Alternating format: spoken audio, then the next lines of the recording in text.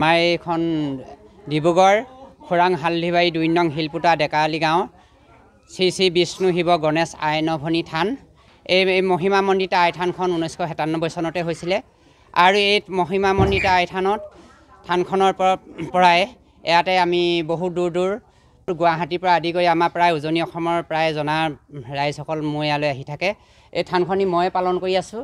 বসন্ত ওলালে মই মোবাইলৰ যোগে তেওঁলোকক মানে দূৰত বাহিৰৰ চেন্নাই কেৰেলা দূৰলৈকে মই মোবাইলৰ যোগে তেল পানী কৰি দিওঁ, তেওঁলোক উপকৃত হয়। বছৰেকত এইটো এই ৰাজহুৱা সভাটো মানে উজনি অসমৰ যিমান গাঁও পাওঁ মানে এই অনুষ্ঠানটোৰ কাৰণে দা দক্ষিণা দি গৈছে আৰু সেইধৰণে উপকৃত হোৱাৰ কাৰণে ৰাইজে আৰু এই অনুষ্ঠানভাগি আমাৰ এতিয়া দিন যোৱা ৰাতিপুৱাৰ পৰা আৰম্ভ হৈছে।